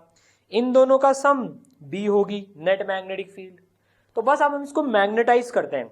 B0 कितना होता है, B0 is equal to μ0 into H होता है। अब हम क्या करते हैं, ग्राफ प्लॉट करते हैं। अब हमें ग्राफ प्लॉट करते हैं कि हमने मटेरियल ले लिया, इसमें से डोमेन्स बने हुए हैं ये, ठीक है ना। अब हम B वर्सेस H का ग्राफ प्लॉट करने वाले हैं। H बता रहा है जो इनपुट है, जो एक्सटर्नल फील्ड अपना इनपुट दे रही है उसको H रिप्रेजेंट कर रहा है, मैग्नेटिक इंटेंसिटी। और ये B जो है नेट मैग्नेटिक फील्ड है। बड़ा सुंदर सा और सिंपल तरीके से समझाई हुई चीज है, मजा आ जाएगा आपको देखना। अब हम क्या करते हैं, इसमें एक्सटर्नल फील्ड लगाते हैं। तो देखिए डाइपोल्स अलाइन हो गए ये सारे। तो देखिए जैसे जैसे H बढ़ाया B की वैल्यू एक वैल्यू तक बढ़ गई। अब क्या करते हैं, इस एक्सटर्नल जो फील्ड है B0, जो magnetic intensity H into μ0 that is B0 के बराबर है, उसको कम करते हैं। देखो तो क्या होएगा, कुछ तो पलट गए लेकिन कुछ जो थे उनकी अब आदत हो गई उसी डायरेक्शन में अलाइन रहने की। कुछ मैग्नेटिज्म अंदर बच गया, तो जीरो नहीं हुआ। तो H जीरो करने पर भी B की वैल्यू जीरो नहीं हुई, कुछ मैग्नेटिक फील्ड रिटेन हो गई, इसलिए इसको बोलते हैं रिटेंटिविटी। रिटेन हो गई, रिटेंटिविटी या remanence. The value of magnetic field at H equal to zero, H equal to zero पे जो मैग्नेटिक फील्ड की वैल्यू है दैट इज रिटेंटिविटी। जब एक्सटर्नल इनपुट्स हट गए तो अंदर कितना बच गया। हम कहते हैं ना हमें रिटेन नहीं रहता सर, तो कहने की बात यह है कि जब सर हट गए, सर आपके पढ़ा के आपको चले गए, तो खोपड़ी में कितना रह गया, कितना याद रहा, कितना रिटेन रहा। इस तरह से याद रखिएगा रिटेंटिविटी, कि जब सर क्लास खत्म करके चले गए, जब सारांश सर ने अपने वीडियो खत्म कर दिए, वीडियो खत्म हो गया, उसके बाद में हमारे दिमाग में कितना रिटेन रहा। 100% रहना चाहिए रिटेन, है ना। तो कितना रिटेन रहा दिमाग में, रिटेंटिविटी। तो वो मैग्नेटिक फील्ड की वैल्यू जब H की वैल्यू जीरो है। अब देखिए ये जो बच गया ना, अब इसको वापस से जीरो करने के लिए अपोजिट डायरेक्शन में फील्ड लगानी पड़ेगी। इसको जो बच गया इसको खत्म करने के लिए अपोजिट डायरेक्शन में फील्ड लगानी पड़ेगी। देखिए तो H की नेगेटिव वैल्यू रखनी पड़ेगी B को जीरो करने के लिए। मतलब अगर मुझे आपके दिमाग में जो आपने रिटेन करा है, रिटेन करें कुछ फॉर्मूले जो कुछ याद रखें, उनको वापस से आपको भुलाने के लिए गलत गलत बातें सिखानी पड़ेगी, उल्टी मैग्नेटिक फील्ड लगानी पड़ेगी मुझे, ताकि आप वापस से जो है सब भूल जाओ। इस वैल्यू को बोलते हैं कोर्सिविटी, उस H की वैल्यू को बोलते हैं कोर्सिविटी। क्या होती है coercivity? It is a value of H applied in opposite direction to destroy residual magnetism. जो मैग्नेटिज्म बच गया था उसे डिस्ट्रॉय करने के लिए कितनी H लगानी पड़ी? कोर्सिविटी, कोर्सिविटी, कोर्सिविटी, कोर्सिविटी, कोर्सिविटी, कोर्सिविटी, कोर्सिविटी। याद हो गया? तो रिटेंटिविटी मैग्नेटिक फील्ड होती है, कोर्सिविटी H की वैल्यू होती है मैग्नेटिक इंटेंसिटी। बस अभी ग्राफ वैसे ही चलेगा। अब अपोजिट डायरेक्शन में फील्ड बढ़ाएंगे हम, अपोजिट डायरेक्शन में जो फील्ड बढ़ाएंगे तो अभी अपोजिट डायरेक्शन में अलाइन हो जाएंगे, तो अपोजिट डायरेक्शन का ग्राफ कुछ ऐसे आएगा। फिर कहानी सेम चलेगी, कहानी फिर खत्म करा, फिर अपोजिट डायरेक्शन में कुछ मैग्नेटिज्म बच गया, फिर इधर लगाएंगे अपोजिट डायरेक्शन में, मतलब इस वाली डायरेक्शन में, फिर ये ग्राफ ऐसा हो जाएगा, फिर ये वापस यहाँ पर पहुंच जाएगा, काम खत्म। ठीक है, तो ये ग्राफ देखो कुछ ऐसे चिड़िया जैसा ग्राफ आ जाएगा, स्पैरो जैसा ग्राफ आ जाएगा ये, रिटेंटिविटी कोर्सिविटी, समझ गए? ठीक है, चलिए बहुत बढ़िया, तो चिड़िया जैसा ग्राफ आ गया ये। अब देखिए जो परमानेंट मैग्नेट होती है ना, परमानेंट मैग्नेट में हम कैसा ग्राफ चाहेंगे? परमानेंट मैग्नेट में हम मोटी चिड़िया चाहेंगे। परमानेंट मैग्नेट मतलब वैसा मटेरियल बनाना है कि एक बार एक्सटर्नल इनपुट हट भी जाए ना तो भी वो मैग्नेट का मैग्नेट बना रहे। तो बताइए हमें क्या चाहिए होगी? हमें चाहिए होगी high retentivity and high कोर्सिविटी, high retentivity and high कोर्सिविटी, ताकि वो रिटेन तो रखे। परमानेंट मैग्नेट बनानी है भैया, परमानेंट मतलब एक्सटर्नल हट भी जाए ना तो भी मैग्नेट रहे। बहुत इंपॉर्टेंट है, बहुत इंपॉर्टेंट है। ये दोनों चीजें जो है ना कई बार पूछी जा चुकी हैं। ये हाई रिटेंटिविटी, हाई कोर्सिविटी। हाई कोर्सिविटी क्यों सर? ताकि कोई भी आकर उसको वापस से, कोई छोटी मोटी फील्ड आकर भी उसको वापस से डीमैग्नेटाइज नहीं कर दे। तो हाई रिटेंटिविटी, हाई कोर्सिविटी। एग्जांपल है स्टील। ढीठ चिड़िया चाहिए, ढीठ, एकदम ढीठ, कुछ फर्क नहीं पड़े, मतलब बहुत दम लगाना पड़े इसको डीमैग्नेटाइज करने के लिए, और जब कुछ नहीं हो तो भी ये मैग्नेटाइज रहे। High retentivity, high कोर्सिविटी। ठीक है, इसका उल्टा केस देखते हैं, इलेक्ट्रोमैग्नेट। इलेक्ट्रोमैग्नेट में हम चाहते हैं कि जब हम करंट पास करें, जब हम बी नॉट लगाएं, तभी अंदर मैग्नेटिज्म आए। यार इलेक्ट्रोमैग्नेट में हम चाहते हैं कि जब हम करंट पास करें ना तभी वो मैग्नेट बने, और जैसे ही करंट ऑफ कर दें वो मैग्नेट खत्म हो जाए। तो इसकी चिड़िया बताओ कैसी होनी चाहिए? इसकी चिड़िया एकदम पतली चिड़िया होनी चाहिए, पतली दुबली चिड़िया होनी चाहिए इसकी। तो लो रिटेंटिविटी, लो कोर्सिविटी। Example soft iron. तो लो रिटेंटिविटी, लो कोर्सिविटी। इलेक्ट्रोमैग्नेट में हम चाहते हैं कि कुछ रिटेन नहीं रहे, एकदम बुरे सपने की तरह से भूल जाए वो, जैसे ही करंट बंद होए सारा डीमैग्नेटाइज हो जाए, और उसको जीरो करने में भी ज्यादा जोर नहीं लगाना पड़े। तो लो रिटेंटिविटी, लो कोर्सिविटी कहाँ काम आती है? ये इलेक्ट्रोमैग्नेट में, ट्रांसफॉर्मर में, मोटर में, जनरेटर में, इन सब में इलेक्ट्रोमैग्नेट काम आती है। ठीक है ना, मोटर, जनरेटर, ट्रांसफॉर्मर, इन सब में इलेक्ट्रोमैग्नेट काम आती है। मोटर होती है ना, बटन चालू करा मोटर घूमने लग जाती है, तो हम चाहते हैं ना करंट पास हो तभी वो मैग्नेटाइज हो, फोकट में हमेशा मैग्नेटिक नहीं रहे, इसलिए इलेक्ट्रोमैग्नेट काम आती है। ठीक है, चलिए अब हिस्टेरेसिस लॉज देखते हैं। देखिए तो क्या होता है, ये जो चिड़िया होती है ना, इसके अंदर का area is proportional to energy loss per unit volume. जितनी मोटी चिड़िया होगी ना, इसमें क्या है, इस पूरे कर्व में जाने में हीट लॉस होते हैं, एनर्जी लॉस होते हैं हर एक साइकिल में। जितनी मोटी चिड़िया होती है ना उतना ज्यादा लॉस होता है। तो पतली चिड़िया में कम लॉस होता है, मोटी चिड़िया में ज्यादा लॉस होता है। तो इलेक्ट्रोमैग्नेट देखिए पतली चिड़िया से बनती है, मोटर में इलेक्ट्रोमैग्नेट आती है पतली चिड़िया से, तो हम चाहते हैं ना हीट लॉस कम हो, समझ गए? तो पतली चिड़िया में हीट लॉस कम, मोटी चिड़िया में हीट लॉस ज्यादा। ठीक है, चलिए कुछ क्वेश्चन करिए आप, बताइए। देखिए ये 2010 में आया हुआ सवाल है। Electromagnet are made of soft iron because soft iron has. Electromagnet soft iron से क्यों बनती है? क्योंकि सॉफ्ट आयरन में क्या होता है? इलेक्ट्रोमैग्नेट, लो रिटेंटिविटी, लो कोर्सिविटी। ठीक है, देखिए सिंपल सा क्वेश्चन, जेईई मेन में भी आया हुआ है। देखिए ये जेईई मेन 2016 में आया हुआ सवाल है ये आप करेंगे क्या? चलिए इसको ट्राई कीजिए। क्वेश्चन पढ़िए। Hysteresis loops for two magnetic material A and B are given below. These materials are used to make magnets for electric generators. Generator के लिए काम में लेना है, ट्रांसफॉर्मर कोर के लिए काम में लेना है, और इलेक्ट्रोमैग्नेट कोर के काम में लेना है इसको। Then it is proper to use. तो किसको यूज करें? जनरेटर में, ट्रांसफॉर्मर कोर में, इलेक्ट्रोमैग्नेट कोर में। मोटी चिड़िया की पतली चिड़िया, किसको यूज करना है? ये ए है और ये बी है, बताइए। जनरेटर में हमको पतली चिड़िया चाहिए, ट्रांसफॉर्मर में पतली चिड़िया चाहिए, इलेक्ट्रोमैग्नेट में पतली चिड़िया चाहिए, तो सब में पतली चिड़िया चाहिए भाई। तो B for electromagnets and transformer. Yes, answer 1 आ गया, सही है। ए तो किसी में भी नहीं चाहिए। तो ये सिंपल कंसेप्ट बेस्ड क्वेश्चन और 4 नंबर गपाक, समझ गए? तो परमानेंट मैग्नेट में हाई हाई, इलेक्ट्रोमैग्नेट में लो लो। ठीक है, चलिए बहुत ही बढ़िया। अब ये 2014 में आया हुआ सवाल है, न्यूमेरिकल वैल्यू का सवाल है, इसको ट्राई करते हैं। ठीक है, देखिए कोर्सिविटी। ठीक है, कोर्सिविटी मतलब एच की value of a small magnet where ferromagnet gets demagnetizes इतना। तो यार हमको जो है ना H की वैल्यू गिवन है 3 इंटू 10 की पावर -3। तो यहाँ लिख लेते हैं H की वैल्यू जो गिवन है वो 3 इंटू 10 की पावर -3 गिवन है, ठीक है ना। डायग्राम बना लिया, H की वैल्यू गिवन है 3 इंटू 10 की power 3, sorry. The current required to be pass in a solenoid of length 10 centimetre, length की वैल्यू 10 सेंटीमीटर गिवन है। Number of turns, total turns given है, टोटल टर्न्स 100 गिवन है। So that magnet gets demagnetized when inside the solenoid. तो यार इसमें कितना current pass करवाएं कि ये डीमैग्नेटाइज हो जाए। तो कोर्सिविटी की वैल्यू गिवन है। सोलेनोइड की फील्ड कितनी होती है, बी नॉट, म्यू नॉट छोटा एन आई, और ये होती है म्यू नॉट एच के बराबर। याद है हमको formula, B naught is equal to mu naught H. Mu naught से म्यू नॉट कट गया, ठीक है ना। तो बेसिकली एन की वैल्यू, छोटा एन की वैल्यू, एच की वैल्यू गिवन है, छोटा एन होता है number of turns per unit length. बच्चों ने खूब गलतियां करी थी, ये 100 को छोटा एन डाल दिया था यहाँ पर। नहीं भैया, एन की वैल्यू होगी number of turns per unit length. Length है 10 सेंटीमीटर, मीटर में कन्वर्ट करेंगे तो ये आ जाएगा 1000 टर्न्स पर मीटर।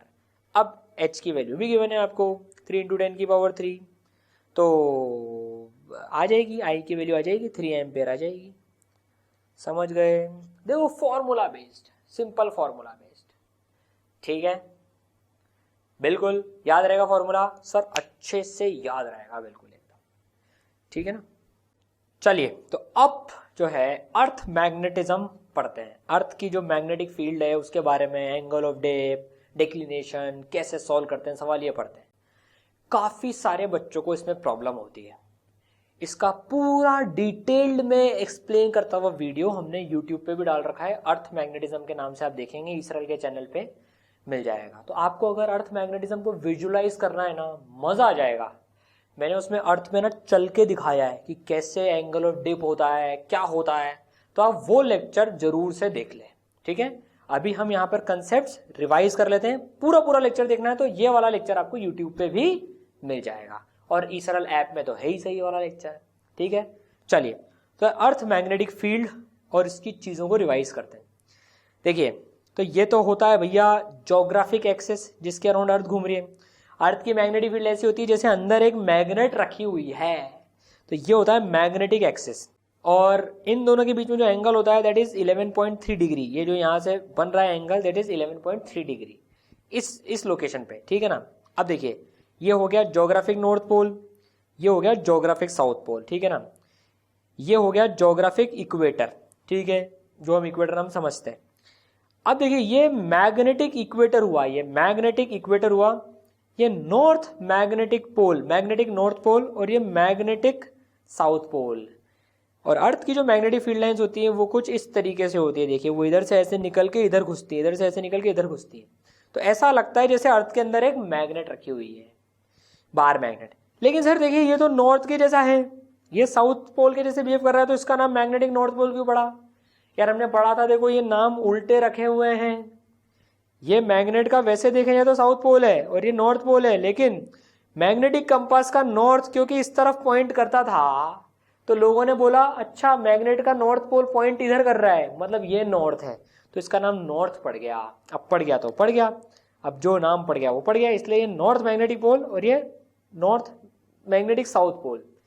तो ज्योग्राफिक और मैग्नेटिक नॉर्थ नॉर्थ पास में और साउथ साउथ पास में, समझ गए। चलो बहुत बढ़िया।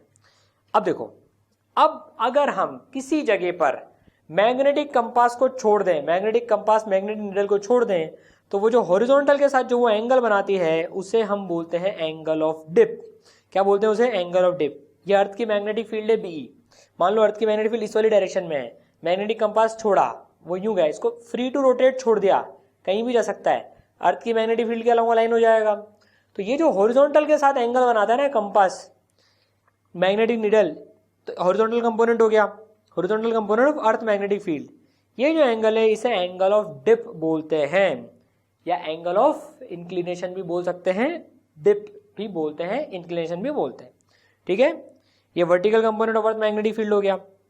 क्या हो गया? B E cos I equal to H E, B E cos I, ये cos I equal to H E, this is angle of dip, dip dip dip dip dip, इसलिए एंगल ऑफ डिप इंक्लिनेशन भी बोला जाता है। ठीक है, ध्यान रहेगा कि अगर हमने मैग्नेटिक कंपास को छोड़ दिया तो हॉरिजॉन्टल के साथ क्या एंगल बना रहा है, एंगल ऑफ डिप। ठीक है, B E sine I equal to Z E, tan I बोलो Z E by H E, जो टेन आई है that is Z E by H E, याद रहेगा tan I equal to Z E by H E, logical है। ठीक है, समझ गए। चलिए एंगल ऑफ डिप तो समझ में आया सर कि कहीं भी मैग्नेटिक कंपास को छोड़ दो, जितना हॉरिजॉन्टल के साथ वो एंगल बनाएगा दैट इज मैग्नेटिक डिप। ठीक है, चलो बहुत बढ़िया। अब देखिए ये नॉर्थ ज्योग्राफिक, ये साउथ ज्योग्राफिक पोल, ये नॉर्थ मैग्नेटिक, ये साउथ मैग्नेटिक पोल। ठीक है, ये कोई सा पी पॉइंट हो गया। अब देखिए एक प्लेन, 3 पॉइंट से एक प्लेन पास करता है, 3 नॉन कोलिनियर पॉइंट्स हैं देखें तो उनसे एक प्लेन पास करता है। तो नॉर्थ पोल, साउथ पोल और पॉइंट पी से जो प्लेन पास करता है उसे हम ज्योग्राफिक मेरिडियन बोलते हैं। ज्योग्राफिक मेरिडियन एक प्लेन होता है जो कि इन तीनों पॉइंट से पास करता है, geographic meridian, north pole, south pole and point P. इसी तरह से एक मैग्नेटिक मेरिडियन होता है जो कि मैग्नेटिक नॉर्थ, मैग्नेटिक साउथ और इस पॉइंट पी से पास होता है। तो 2 प्लेन हो गए, एक ये प्लेन हो गया देखो ज्योग्राफिक मेरिडियन, और एक ये प्लेन हो गया मैग्नेटिक मेरिडियन। इन दोनों के बीच में जो एंगल होता है, इन दोनों के बीच में जो एंगल होता है उसे एंगल ऑफ डेक्लिनेशन बोलते हैं, डेक्लिनेशन। तो ये जो एंगल बन रहा है ना, बेसिकली ये जो एंगल बन रहा है डी, ये डेक्लिनेशन डी से डिनोट करते हैं। तो दोनों मेरिडियन के बीच का जो एंगल होता है उसे एंगल ऑफ डेक्लिनेशन बोलते हैं। बोर्ड में कई बार पूछ लिया जाता है, ये ध्यान रखना, एंगल ऑफ डेक्लिनेशन, दोनों मेरिडियन, दोनों प्लेन्स के बीच में जो एंगल आ रहा है ना वो डेक्लिनेशन एंगल। 2 एंगल पढ़ लिए अभी तक, कौन कौन से? डिप, तो मैग्नेटिक कंपास को, मैग्नेटिक नीडल को छोड़ा, हॉरिजॉन्टल के साथ जो एंगल वो angle of dip.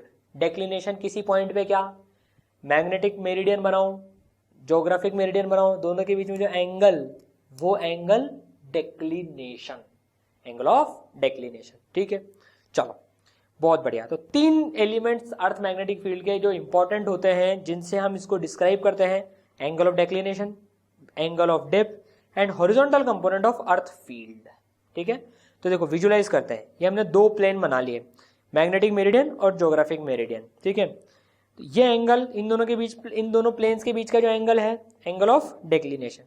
Magnetic compass को छोड़ेंगे तो ये मैग्नेटिक फील्ड हो गई, ये हॉरिजॉन्टल कंपोनेंट हो गया, ये एंगल ऑफ डिप हो गया। मैग्नेटिक कंपास को छोड़ेंगे तो वो मैग्नेटिक मेरिडियन में आ जाएगा और अर्थ की मैग्नेटिक फील्ड के अलोंग पॉइंट करेगा। तो विजुलाइज हुआ, देखो ये एच ई और ये जेड ई वर्टिकल कंपोनेंट, ये हॉरिजॉन्टल कंपोनेंट, ये एंगल ऑफ डिप, ये एंगल ऑफ डेक्लिनेशन। समझ गए? चलो बहुत बढ़िया। अब एक होता है अपेरेंट एंगल ऑफ डिप, इस पे भी कभी कभार सवाल आ जाते हैं। ठीक है ना, अपेरेंट एंगल ऑफ डिप क्या होता है? एक तो हमने मैग्नेटिक मेरिडियन ले लिया, मैग्नेटिक कंपास इसमें बी के अलोंग पॉइंट करेगा, ये एच ई हो गया, ये एंगल ऑफ डिप हो गया। अब किसी दूसरे प्लेन में मान लो इस वाले प्लेन में इस कंपास को छोड़ दें, या इस वाले प्लेन में मान लो दूसरा प्लेन ले लिया कोई सा एक, इसमें कंपास को छोड़ दें तो इसमें क्या एंगल बनाएगा? ये दूसरा प्लेन है, इन दोनों के बीच में एंगल अल्फा है, ये ज्योग्राफिक मेरिडियन नहीं है, ये कोई अलग प्लेन है, इनके बीच में एंगल अल्फा है। तो मैग्नेटिक कंपास को इसमें छोड़ दिया तो ये अपेरेंट एंगल ऑफ डिप कितना बनाएगा वो पूछ लिया जाता है। यार ये जो एंगल ऑफ डिप होता है मैग्नेटिक मेरिडियन में तो आई होता है, दूसरे प्लेन में इसको छोड़ दिया, वहीं मूव कर सकता है ये, तो कितना अपेरेंट एंगल ऑफ डिप बनेगा? सॉल्व कर सकते हैं। ये बेसिकली ये कंपोनेंट हो गया जेड ई, इसको बोल लो आप, इसका जो हॉरिजॉन्टल कंपोनेंट है एच ई डैश बोल लो। तो जो tan थीटा होता है वो होता है Z E by H E dash, जो tan थीटा होगा Z E by H E dash, Z E की value B E sine I, Z E की value B E sine I, और जो एच ई डैश हो जाएगा वो H E का कॉस अल्फा। देखो इसका कंपोनेंट इस वाले डायरेक्शन में एच ई का कॉस अल्फा। तो कई बार अपेरेंट एंगल ऑफ डिप भी पूछ लेते तो आप ये फॉर्मूला अप्लाई कर सकते हैं। समझ गए? अपेरेंट एंगल ऑफ डिप, इसलिए इसको कहते हैं अपेरेंट एंगल ऑफ डिप। चलिए भाई बहुत ही बढ़िया। तो देखो हमने सारी चीजें रिवाइज कर ली, पूरा मैग्नेटिज्म मैटर के जो फॉर्मूलेज और ये सब थे ये हमने रिवाइज कर लिए हैं। अब समय क्विक टेस्ट का। तो ये जो फास्ट वीडियो बनाना, देखो हमने पूरा मैग्नेटिज्म लगभग आप देखो 70 मिनट्स के अराउंड में खत्म कर लिया, 60 to 70 मिनट्स में, कितना छोटा टाइम है यार, एक पूरा फिजिक्स का चैप्टर इतनी फास्ट तरीके से रिवाइज कर लिया। तो कभी भी आपको फॉर्मूले क्विकली रिवाइज करने हैं, 2x पे चलाओ, सुन लो। आपका ये टॉपिक कमजोर भी हो ना, अभी फॉर्मूला टेस्ट लेने वाले हैं, आपका ये टॉपिक कमजोर भी हो, वीक चैप्टर में भी आता हो, आप इसको छोड़ के जाने वाले हो ना, तो ये वीडियो तो देख ही लेना यार। 1 घंटे का टाइम हम निकाल सकते हैं। सिंपल फॉर्मूला बेस्ड क्वेश्चन आ गए, थोड़ा सा फॉर्मूले का एप्लीकेशन लगाने वाले क्वेश्चन आ गए, तो वो तो कर लेंगे हम। पूरा चैप्टर मत छोड़ के जाना, ये 1 घंटे का वीडियो तो देख ही लेना कम से कम तो, ठीक है। चलो अब फॉर्मूला टेस्ट बताओ, दोनों पार्ट का मिला के। टॉर्क की वैल्यू बताओ सर, टॉर्क की वैल्यू, टॉर्क की वैल्यू, टॉर्क की value, yes M cross B. Potential energy की वैल्यू बताओ, फॉर्मूला बताओ, minus M dot B, very good. B actual position पे बताओ, ये वही पिछले टेस्ट को वापस से रिपीट कर रहे हैं एक बार, अपन याद है कि नहीं है। एक्चुअल पोजीशन पे बी 2kp/r³ से करेंगे तो μ0/4/2m/r³। टाइम पीरियड का बताओ, टाइम पीरियड होता है, पार्ट 1 में पढ़ाया था सर ने, आई और M B. I moment of inertia ज्यादा होगा तो धीरे धीरे करेगा, टाइम ज्यादा लगेगा, आई ऊपर आएगा, I/mb, यस। चलिए m की वैल्यू बताओ, कैसे रिलेटेड है h से, m equal to directly proportional होता है काई h, ठीक है। अब पैरामैग्नेटिक का काई बोलो, पॉजिटिव होता है कि नेगेटिव, पॉजिटिव, और स्मॉल होता है कि लार्ज, स्मॉल, तो positive and small. Strong attraction, magnet में स्ट्रॉन्ग अट्रैक्शन 3 में से कौन करता है, पैरा डाई की फेरो, पैरा डाई की फेरो, स्ट्रॉन्ग है, अट्रैक्शन है, फेरोमैग्नेटिक, वेरी गुड। इलेक्ट्रोमैग्नेट का बताओ, इलेक्ट्रोमैग्नेट की कोर्सिविटी और रिटेंटिविटी क्या होती है, इलेक्ट्रोमैग्नेटिक की कोर्सिविटी रिटेंटिविटी सर दोनों लो होती हैं। क्या बात है, मजा आया। याद रहेंगे फॉर्मूले सर, बिल्कुल अच्छे से याद रहेंगे, ठीक है। फॉर्मूले आपको पक्के याद कर रहे हैं तो इन वीडियोस को आप 2 से 3 बार देख लो। एक बार नॉर्मल स्पीड पे देख लो, अगली बार तेज स्पीड पे देख लो, उसके अगली बार और तेज स्पीड पे देख लो। विजुअलाइज हो जाएगा, पूरा दिमाग में कंसेप्ट मैप बन जाएगा। आप ऑडियो सुन भी रहे हो, वीडियो से देख भी रहे हो, रिटेंटिविटी ज्यादा होगी और कोर्सिविटी भी ज्यादा होगी, इतनी जल्दी नहीं भूलोगे। रिटेंटिविटी और कोर्सिविटी ज्यादा होगी, परमानेंट मैग्नेट बनोगे फिर, समझ गए, ठीक है। चलिए चैनल को सब्सक्राइब कर लेना भाई, देखो और ऐसे वीडियोस आते जाएंगे, और लाइक एंड शेयर तो करना भूलना ही मत, ठीक है। चलिए